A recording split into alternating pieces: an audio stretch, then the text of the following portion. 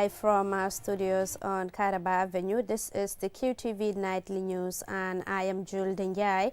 Thank you for joining us, and a reminder that you can also join us on Q Radio 103.3 FM. Here are the headlines for this extended news bulletin. The National People's Party (NPP) held its Women's Solidarity Rally over the weekend at the Hermitage Football Field in Janjanbureh. Dr. Abubakar Jah, head of the Urology unit at the Edward Francis Small Teaching Hospital, says the country now possesses the expertise and capacity to handle even the most complex urological conditions, such as prostate cancer and other conditions linked to male infertility. The National Journalism Awards Organizing Committee briefed the press on Monday about preparations for the 2024-2025 edition scheduled for December this year. And in international news, Eritrean President Isaias Afwerki has issued a stern warning to Ethiopia, cautioning against actions that could ignite conflict in the volatile Horn of Africa. In sports news, AJ Soccer Academy won the LRR Third Division League, beating Japine United on penalties on the QCell-sponsored final at Jara Soma Mini Stadium on Saturday. These and other stories coming ahead. Do stay tuned.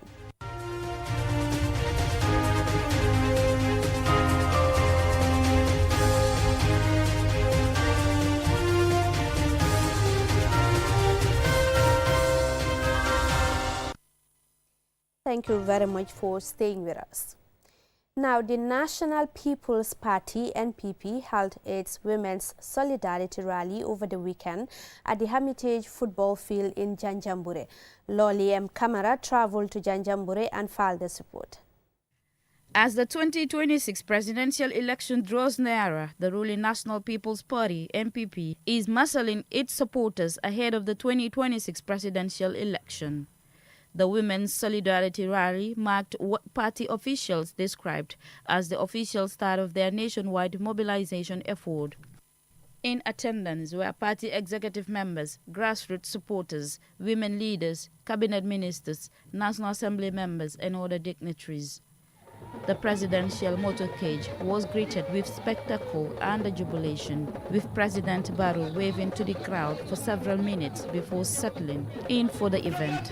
Moriba Jamjao, representing the chief of Janjanbureh, welcomed and used the occasion to thank the president for providing the town with a combine harvester, which he said will go a long way towards easing agricultural production in the town. The rally, coordinated by the NPP Women's Wing, led by the National Women's Mobilizer, Maimuna Balde, showcased musical performances, speeches and pledges of loyalty from party supporters, especially women. Madam Balde expressed deep appreciation to the people of the Central River region, North and South.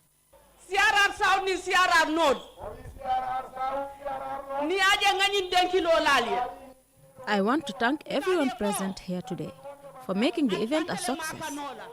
I also want to thank the NPP Youth Female Wing and Women Mobilizers for their strong participation in this event. Addressing the gathering, President Adama Barrow emphasized the pivotal role of women in party mobilization and national development. He acknowledged criticisms but assured supporters of his administration's commitment to progress and unity. He explained why, for him, this was more than just a rally. 2026 mbafala NPP ngole ko nga campagne o datile me campagne o continue. After thanking the women here today, and as we're here for politics, we must discuss things. I have seen some people going around making a lot of noise about the country and our work, which is sabotaging my efforts. As for the issue of electricity supply, we must state the facts. We had promised the people that before 2026, we would provide electricity for all Gambians, but at the time, many doubted it. Today, the people of Nyanija and Same are living examples of that promise, and it will be like that throughout the country. One of the standout moments of the rally was the return of Bai Sankare, a former member of the breakaway National Democratic Party (NDP), who publicly rejoined the MPP. Formed in December 2019 after President Barrow split from the UDP, the NPP continues to consolidate its grassroots base, especially among women. Gambian women historically active in politics since the PPP era and the early APRC days are once again proven to be a vital force in shaping the country's democratic path, especially when it comes to mobilizing support. For QTV News, Lolly M. Kamara. Now, Dr. Abubakar Jah, head of the Urology unit at the Edward Francis Small Teaching Hospital, says the country now possesses the expertise and capacity to handle even the most complex urological conditions such as prostate cancer and male infertility. He revealed this on Tuesday during the launch of the hospital's newly refurbished urology department. Usman Jatta tells us more. According to the latest statistics from the Global Cancer Observatory, prostate cancer is now ranked as the third most prevalent form of cancer among men in the Gambia after liver and lung cancer. Prostate cancer occurs when cells in the prostate gland, located just below the bladder, begin to grow uncontrollably. It is one of the most common cancers in men globally. During the official reopening of the EFSTH's upgraded urology unit, Dr. Abubakar Jah revealed that 1 in 7 men is likely to experience a reproductive health issue in their lifetime, with prostate disease among the most prevalent. And prostate disease is something that is so common. A man in his lifetime, 1 in 7 men in their lifetime will have a urology problem. Prostate cancer is one of the commonest cancers. In more than 50% of the countries in the world, it is the commonest cancer that is present. And it is something that we need to deal with. Male infertility is becoming a big problem now. People getting married, they cannot get children. It's another problem. Male sexual dysfunction, spoiling families, doing so many problems is something that we deal with. So that means that if we do something to solve the urology problem, we affect everybody's life. Cancer, including prostate cancer, is a growing public health concern in the country, with experts projecting that cases are expected to significantly rise by 2030, and thus early detection is critical. The disease is often identified through screening tests, particularly blood tests that measures prostate-specific antigen levels. With the latest diagnostic tools now available at EFSTH, Dr. Jah says patients can access life-saving care without leaving the country. We have the expertise available, thank God, in the country now to deal with the most complex of urology cases. I am not exaggerating that. The most complex that you can get anywhere in the world, we have the expertise now to deal with them. We have consultants, we have registrars, we have anesthesia team that can put anybody to sleep safely, scrub nurses, ward nurses. What we needed is empowerment to be able to reach our peak. And that is what FAB came with. Despite these advances, one major challenge remains: late presentation. Many individuals delay seeking medical attention until symptoms become severe, limiting treatment options and reducing survival chances. To tackle this, the Gambian government has established a national cancer control program. The initiative aims to promote awareness, early diagnosis, and equitable access to treatment through public education and improved healthcare infrastructure. The renewed focus on male reproductive health reflects the government's broader commitment to strengthening the national health system, a move that could also help address rising cases of marital problems linked to untreated health conditions. Osman Jatta, reporting for QTV News. Laudable initiative there. Now, the organizing committee of the annual National Journalism Awards, organized by the Gambia Press Union, briefed the press on Monday on preparations for the 2024-2025 edition to be held in December this year. Usman Jatta again.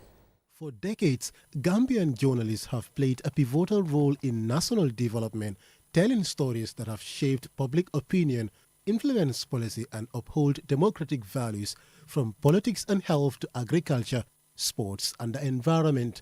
Journalism continues to serve as the heartbeat of the nation's democratic discourse. To honor these vital contributions, the Gambia Press Union established the National Journalism Awards, a platform dedicated to recognizing excellence and promoting ethical, high-quality journalism. At the official launch of preparations for the 2024-2025 edition, Therese Fatou Gomez, Vice Chair of the Awards Committee, highlighted the importance of the awards in promoting the work of the media.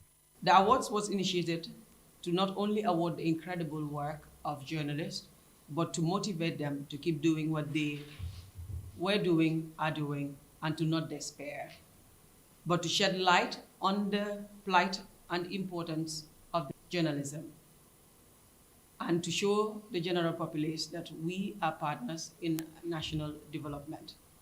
This year's edition is the 10th. Over the years, the initiative has evolved into a cornerstone of media recognition in the Gambia. In a departure from previous editions, this year's award will accept submissions of stories published between January 2024 and July 2025. GPU President Aissatou Keita emphasized that, as usual, eligibility of the 2024-2025 awards is limited to Gambian citizens who are registered and fully paid-up members of the Gambia Press Union. Madam Gomez, the Vice Chair, also unveiled the various award categories for the upcoming edition.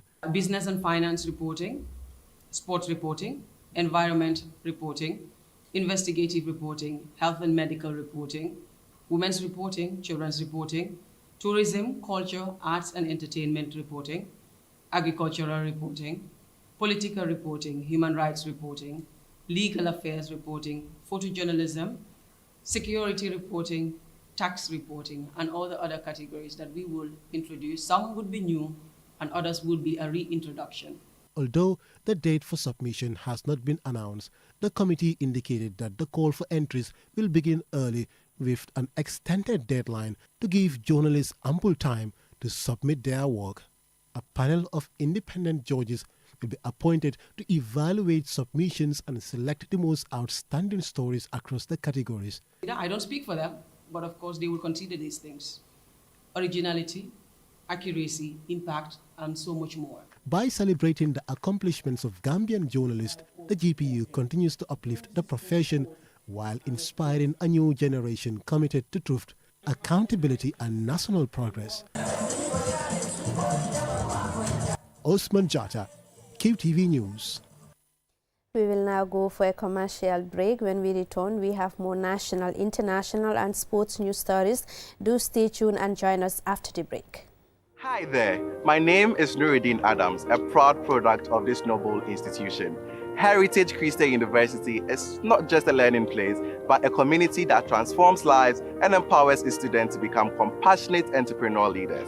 My journey here has truly been life-changing, and I invite you to come experience the same. Whether your passion is into business, nursing, midwifery, psychology, communication studies, multimedia technology, information technology, or theology and ministry, Heritage has tailored these programs for both the undergraduate and graduate studies to suit your goal. If you're ever ready to take your education to the next level, then pick up an application form and join us today. At Heritage, you are never alone, as members of the community will stand and work with you every step of the way. Welcome to Heritage Christian University.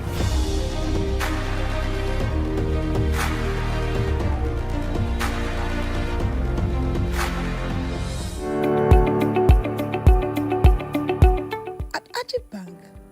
We are more than banking. We build bridges that connect you to pivotal services every day.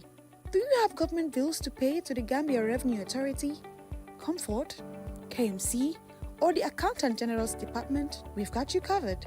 From payment of customs and domestic taxes to GRA, payment of number plate and vehicle ownership transfer to Comfort, payment of property rates and business license fee to KMC, and payment of MR passport, business registration, fishing license, land fees, sale of assets, lease application, development permits, paying royalties, gravel and sand, mining royalties, and a host of other revenue lines to the Accountant General's Department. Walk into any of our branches nationwide and make your payments hassle-free. Either in person or online, simple, secure, and immediate. With Ajib Bank, there is no need to worry about government bill payments for your vehicles, taxes, licenses, business registration, and any other revenue line. Ajib Bank, passionate about your investment. We've got you covered. Ajib Bank, your investment partner.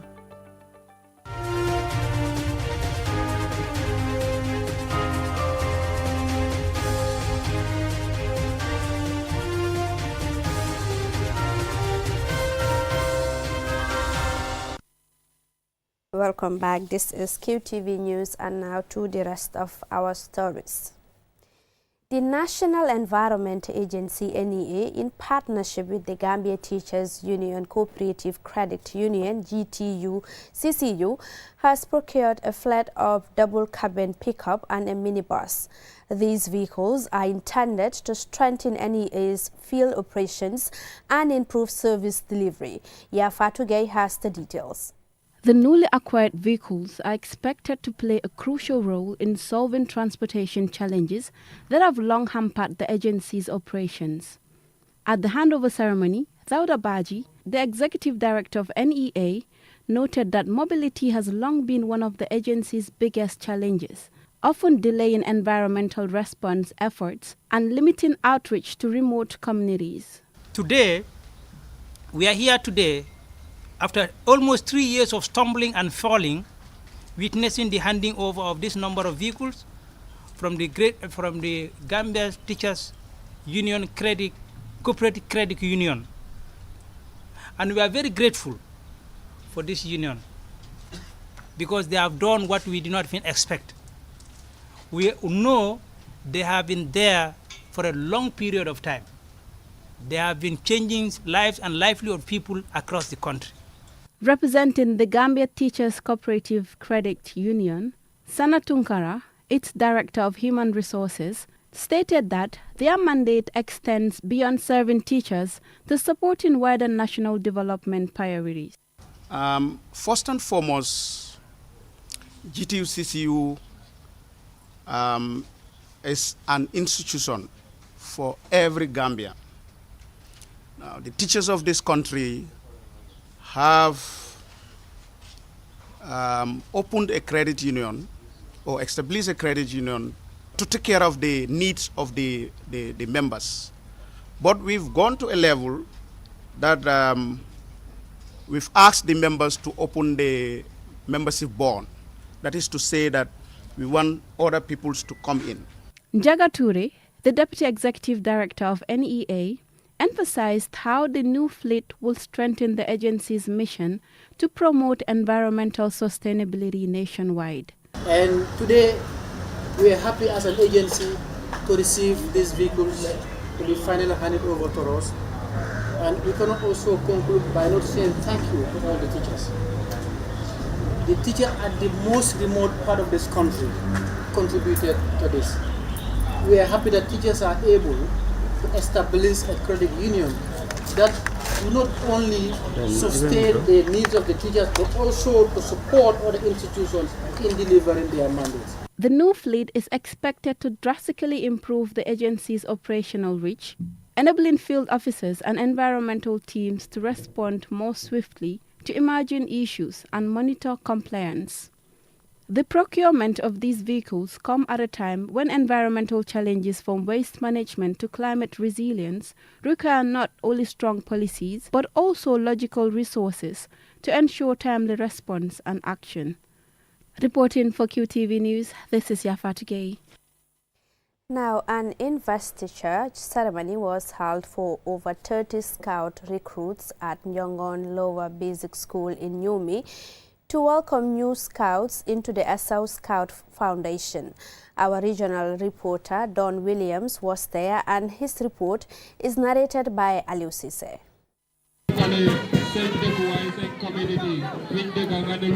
An investiture ceremony is where the new Scouts are officially welcomed into the Scout movement after learning the basics reciting their promise and receiving their badges or scarves. It is a significant moment where they publicly commit to the Scout Law and become part of the global Scout family. The Scout Law is a set of values that all Scouts are expected to embody and is a guide to how they behave. The troops marched from the school to the football field where the ceremony was held.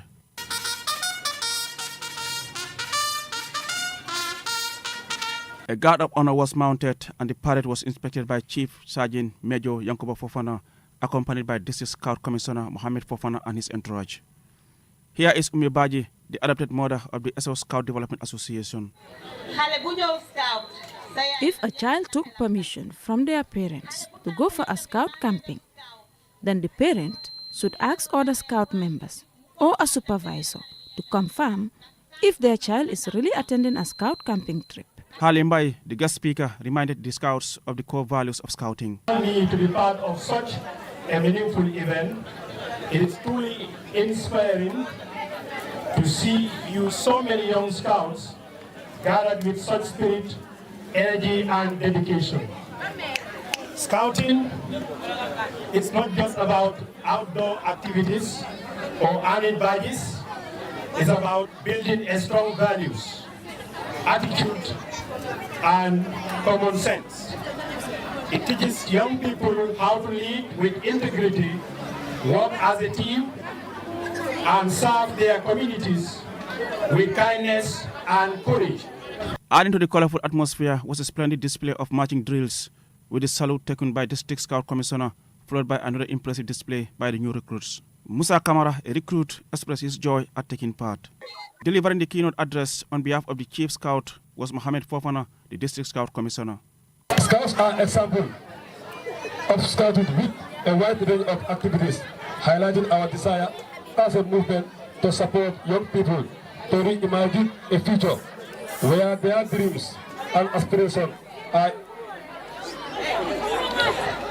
are in midway, individual and collectively, with the prosperity of each other and the sustainability of our communities, expressing our commitment to working together to create lasting solutions to overcome the challenges on young people and their communities, our movement and our world. With their investiture complete, these young recruits now join millions worldwide in the Scout family, ready to serve their communities with commitment and pride. Reporting for QTV News, I am Aliou Cisse. That report takes us to news beyond our borders.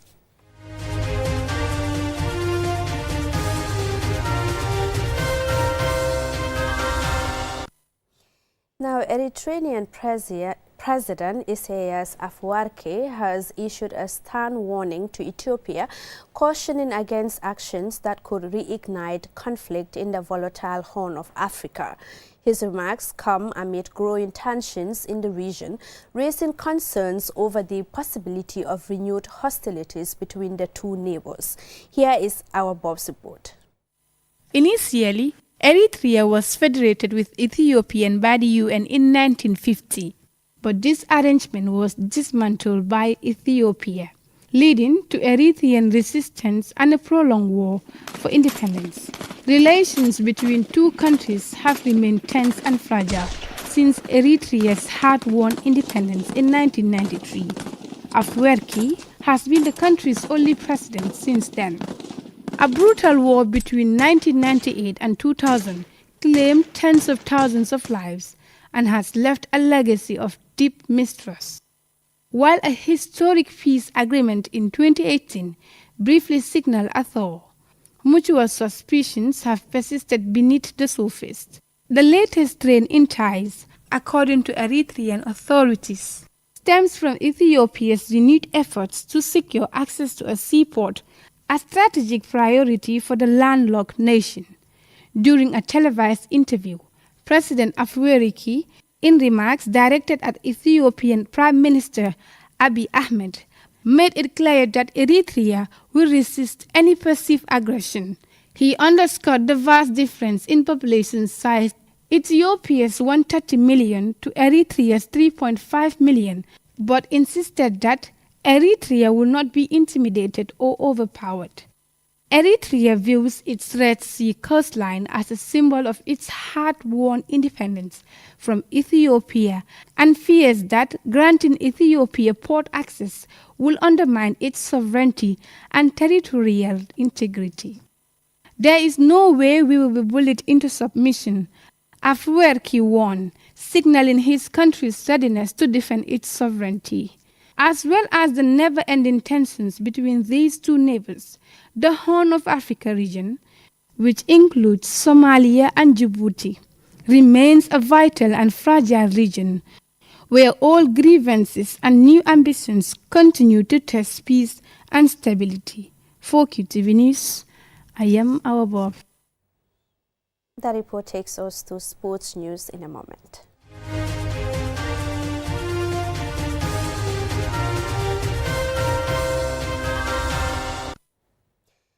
AJ Soccer Academy were crowned champions of the LRR 3rd Division League after emerging victorious in the QSL-sponsored tournament following a dramatic penalty shootout against Japani United at the Jara Soma Mini Stadium on Saturday. And Sumana Esonyasi reports. The match, attended by the president of the Gambia Football Federation, Lamin Kababajo, and authorities in the region, was described by many spectators as one of the most exciting in recent memory. It was filled with exciting action, moments of individual brilliance, and outstanding goalkeeping on both sides. It drew hundreds of passionate supporters from across the region, eager to witness the culmination of weeks of intense regional competition. Both teams showcased remarkable talent and resilience in a tightly contested match that ended in a deadlock after regulation time, forcing a nerve-wracking penalty shootout to decide the champion. AJ Soccer Academy held their nerve to convert crucial spot kicks, ultimately sealing a hard-fought win over a determined Japina United side. The victory not only earned them regional bragging rights, but also a cash prize of $100,000 presented by league sponsors QCell.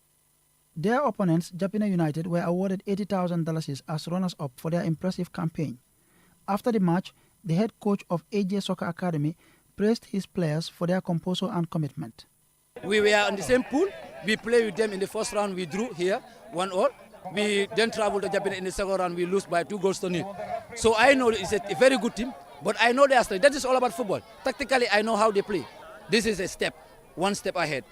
Our dream is to take this team to the second division by all means. No matter how hard it is, we will take this team to the second division, inshallah, by the grace of Almighty. Let them be feel free. Let them always prepare for the second division next season, because inshallah we'll be in the second division, by all means. The head coach of Japina United, Lamin Sarr, congratulated AJ Soccer Academy and commended his team for showing their fighting spirit throughout the encounter, adding that it was not their lucky day and that they would come back stronger next season. Spirit, this football, this is not the end of their career. Yeah, we are going to we will go back and then plan for next year. QCell was awarded a certificate in recognition of the Gambia's leading GSM company's support to football in LRR over the years. Saturday's final brought the curtain down on a successful LRR league season, further underlining the importance of local competitions in unearthing and nurturing future national stars.